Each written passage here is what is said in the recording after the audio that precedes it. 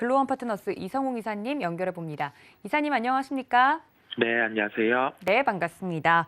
금요일이라 그런지 목소리가 더욱더 밝고 우렁차신 것 같은데 첫 번째 이슈부터 좀 바로 넘어가서 여쭤보겠습니다. 변동성도 크고 지금 주도 업종이 없어서 대체 뭘 봐야 되냐라고 물어보시는 분들이 많으세요. 이사님 이런 장에선 저희가 어떤 포인트 짚어볼까요? 네, 시장이 난이도가 높다라는 한마디로 결론이 나는 시장이겠습니다. 변동성이 크기도 하고, 이게 종목 같은 경우 시세가 연속성이 없고 하루에 끝나는 경우가 많다 보니까 주식을 매수해서 들고 가기에도 부담스러운 장인데요. 일단 기댈 수 있는 게 1분기 실적이 마무리가 됐고 실적이 잘 나온 업종, 잘 나온 종목들 같은 경우는 그래도 시세 같은 경우가 그 시장 대비해서 강세를 낸다는 점에서 시장이 그래도 실적에 반응을 하고 있다라고 보이고요. 기댈 수 있는 부분이 새로운 모멘텀이라든지 아니면은 성장이 향후에 현재는 아니지만은 나타날 수 있는 그런 희망이 많다든지 그런 부분보다는 가깝게 숫자로 확인되는 시장의 불확실성을 감안해서 그러한 현상이 나타나는 것으로 보입니다. 저희는 그렇다고 하면은 1분기 실적이 좋았고 이제 2분기, 3분기 연속해서 실적 성장이 나타날 수 있는 그런 기업을 체크를 할 필요가 있겠고요. 수급 측면에서도 매수 매도가 이게 하루하루 반복되는 그러한 흐름보다는 연속적으로 외국인 매수가 유입된다든지 아니면 연속적으로 기관 매수가 유입된다든지 이러한 꾸준하게 수급이 나타나는 종목에 대해서 접근이 필요하겠습니다. 네, 난이도가 높은 시장이다. 한 줄 정리를 좀 해주셨는데 그렇다면 볼만한 종목, 수급 쪽을 이야기를 해주셨어요. 특징적인 종목이 있을까요? 네, 롯데 칠성을 말씀드리겠습니다. 롯데 칠성 같은 경우는 최근 4거래일 연속해서 외국인 매수가 유입이 되었고요. 현재 시가총액은 1조 7천억 원 정도 하고 있습니다. 최근에 음식료 업종의 주가 같은 경우가 사료라든지 아니면은 테마성을 띠는 대두와 관련된 옥수수와 관련된 그런 종목들을 논외로 하고 통상적으로 일반 제품을 판매하는 아니면은 가공식품을 판매하는 기업들의 주가는 좋지 않은 상황입니다.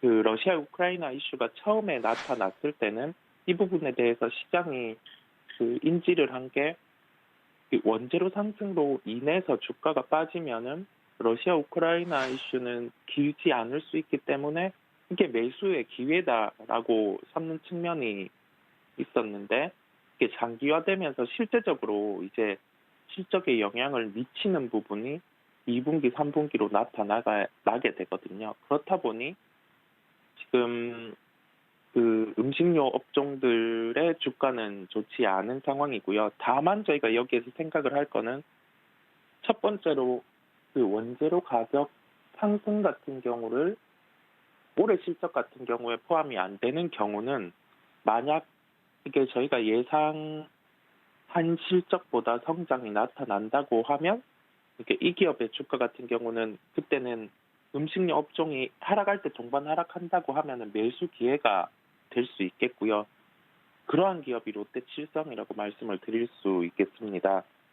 이제 5월부터 물론 하이퍼진로도 동반해서 수요가 회복되겠지만은 보수적으로 추정하더라도 맥주 부분의 판매가 이제 한 두 자릿수, 전년 동기 대비 두 자릿수 이상은 나타날 것으로 보이고요.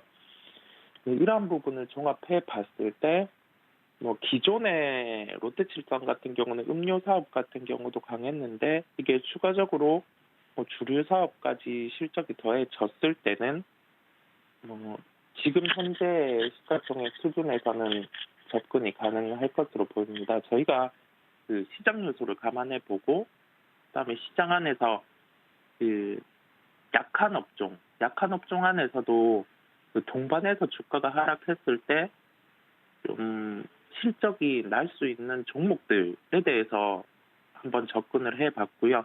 수급 같은 경우도 외국인 수급이 4일 연속돼서 나타나고 있기 때문에 그 롯데칠성 같은 경우는 원재료 이슈보다는 이제 리오프닝 쪽에 초점을 맞춰서 볼 만한 주식이라고 설명을 드렸습니다.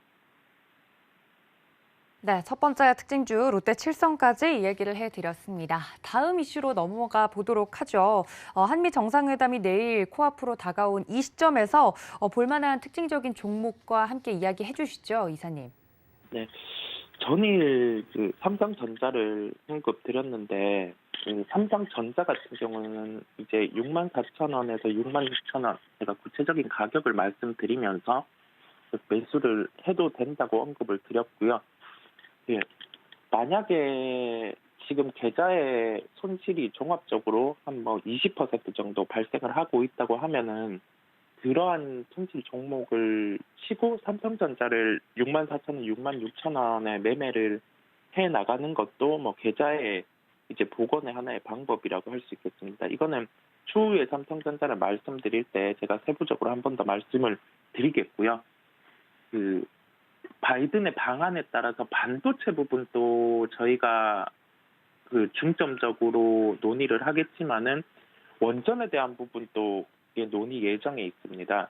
원전에 대한 부분 자체는 아무래도 소형 모듈 원전 중심으로 얘기를 할 가능성이 높을 것으로 보이고요.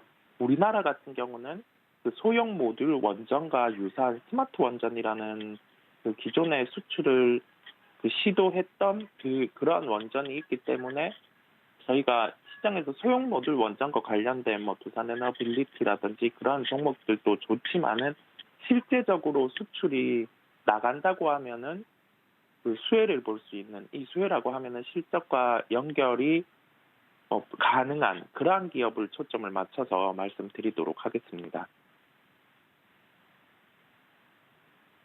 네, 관련돼서 마지막 이슈까지 이야기를 해주셨는데 그렇다면 종목 설명 간단하게 부탁드릴게요. 어떤 종목일까요? 네, 종목은 한정기술입니다. 최근에 주가 변동성이 확대돼 있는 상황. 이 상황 안에서 원자재 수출 가능성 측면에서 주목을 할 필요가 있겠고요. 가격적인 측면에서 최근에 제가 종목을 말씀드릴 때 가격을 대입해서 말씀드리는 경우는 시장 상황, 이 시장이 하락하고 있는, 그다음에 변동성이 큰 상황이다 보니까 안정적으로 저희 포트폴리오에 편입할 수 있는 가격을 말씀드리고 있습니다.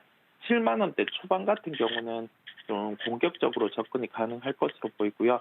해당 기업 같은 경우는 그 모멘텀이 원전의 수주에 있는데 주가 같은 경우는 박스권 흐름이 나타나고 있습니다. 그렇다 보니 저희가 7만 원대 초반의 가격을 기억하시고 진입을 하시면 되겠습니다.